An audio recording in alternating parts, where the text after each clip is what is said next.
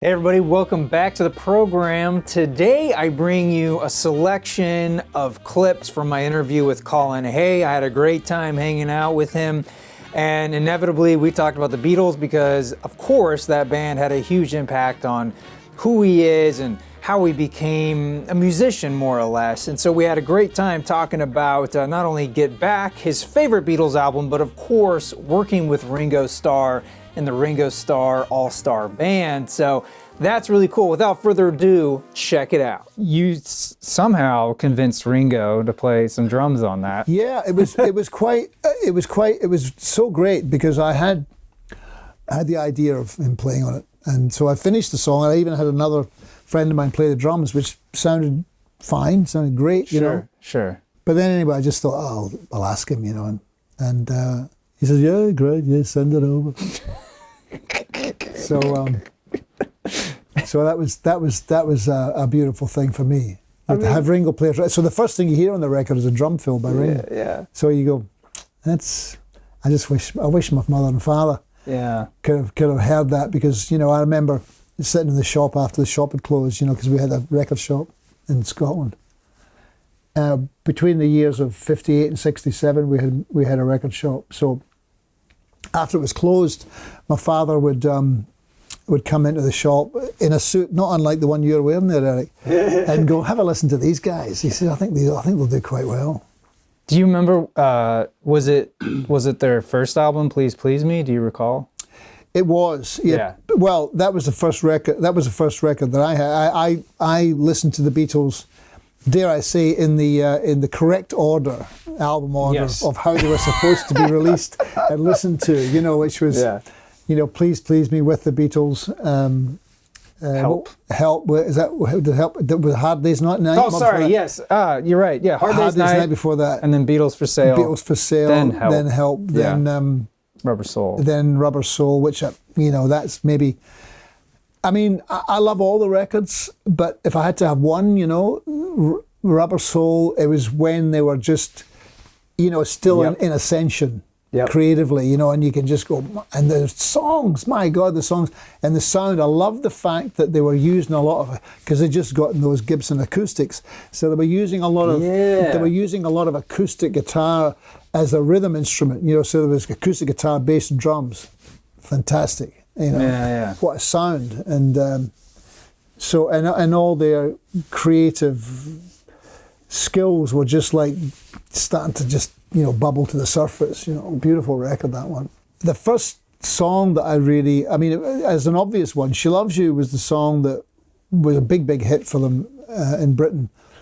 But I remember walking into this dance and hearing it, and I was just, you know, mesmerized by it. I just thought, oh, this is a world that I want to belong to, if I can possibly, at some point. I didn't really know how to do it, or It coincided too with John Lennon released a book. I can't remember what year it was, but I think it might have been just around the time when Help came out, the film. It was Spaniard in the Works.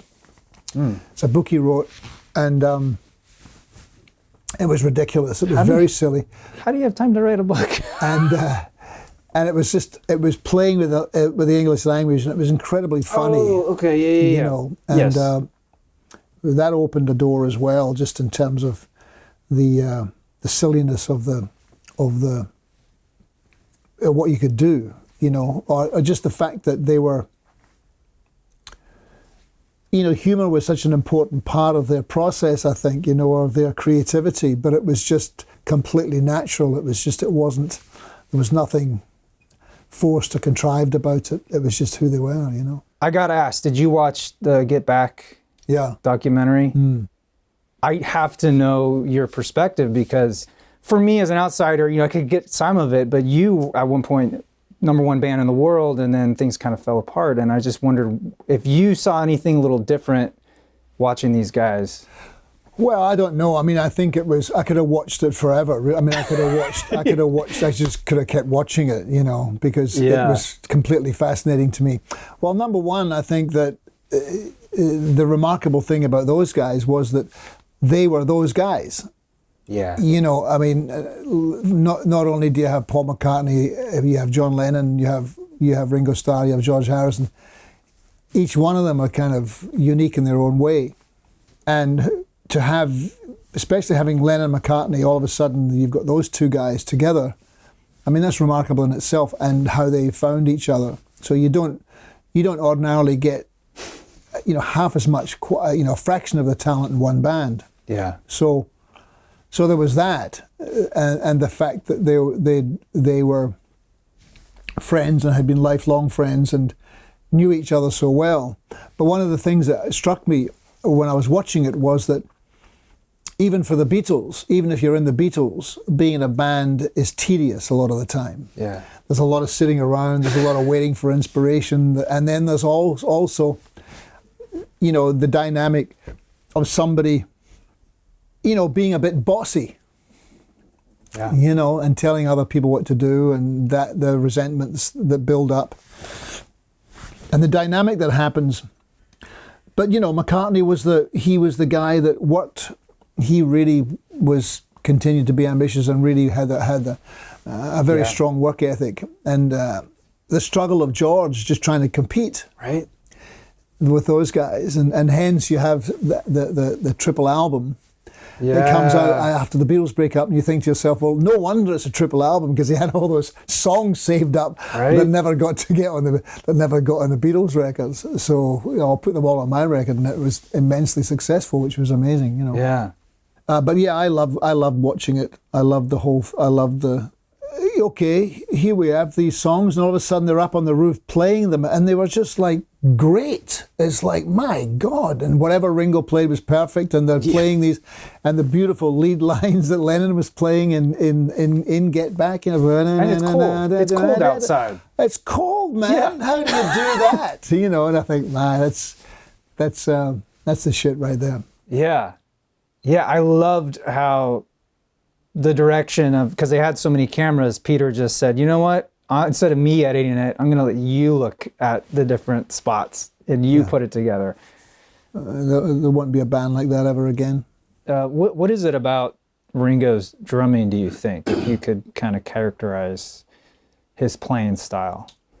Well, I think he's completely instinctive, and he plays the song, he plays the drums like it's he doesn't really play, okay, here's a beat for this song. Sure. It's more, I'm going to play a part, which is it's like a guitar part or a bass part or an arrangement. It was a drum arrangement, but it was just, okay, this is, what I'm going to play. I remember him saying to me once that when George was messing around with Here Comes the Sun, he was saying to Ringo, well, then it goes into a nine, like he was explaining how the bars went, and Ringo just play it, and so he just played it. Yeah. And then he just plays what he hears, and what he hears seemed to be what was required, know, and so you can't really imagine those songs without those drums or those drum fills. And again, it would seem like a simple thing, but it's not. It's particular to him. Yeah. It's how he plays, But I think, to get back to your question, I think he has his own style, Sure. But again, he was listening to a lot of people. I mean, I don't quite know who he was listening to in particular, but I know that he was a big fan of drummers, and that was his world. I know you've played in Ringo's All-Starr band for a number of tours. I know you've talked about it was rather not random. I shouldn't say random, but it was just you were on a list of people who had big hits, and then that's just kind of what he does. But I imagine that I was on a list. I don't know. But it seems like, it seems like you keep coming back to it. I mean, that says something. I come back to it because I get asked. Yeah. I didn't think I was going to get asked back, really, because it was a while between. I did one in 2003, then I didn't do one. I mean, I did a television thing, I think, in 2005, but I didn't do anything until 2008. And then another 10 years went by. Okay. And I didn't do anything. Didn't get asked back until 2018. And then I've been doing it ever since then, but we did a couple of tours and then the pandemic hit, so we're going back out in May, June this year. And is it, what's that experience like? Is it a blast? Is it? Yeah, there's nothing wrong with it at all. Yeah. You know, I mean, it's very different from your own thing. Sure. Your own thing is really your kind of main job, if you like. Yeah. And it takes up a lot of your brain space. Yeah. And then, you know, being yourself. Yeah. And then when Ringo comes along and when the Ringo tours come along, it's outside of that. It's, you know, it's not, I'm going to say, you got to work at it. You know, you got to be a sideman for everybody else, and you got to play everyone else's songs, and you got to have respect for those songs and everything. But it works. It works really well, and it's a great idea for him too. It's a great model. Like he sings the songs he does. He plays the songs, and he plays your songs. And I turn around and Ringo's playing "Who Could It Be Now," and you go, "My God, Ringo's playing "Who Could It Be Now?" You know, and he comes down off the stage. And goes, "Oh, I like that one." You know. I mean it's ridiculous. You know. I can imagine like what a mind-blowing moment that first time you met him and you're going there for her. I know you tell that story about you had to play Eric Clapton solo, and it's like I was like, oh, I would turn white. Like here. I know. And it's great too because he, he's from Liverpool, so after and I'm from not there, but I'm from up a little north. Yeah. And I understand. I mean, he still thinks of me, I think, as being Australian as well. You know, I think the fact that I'm from Scotland confuses him more than anything else.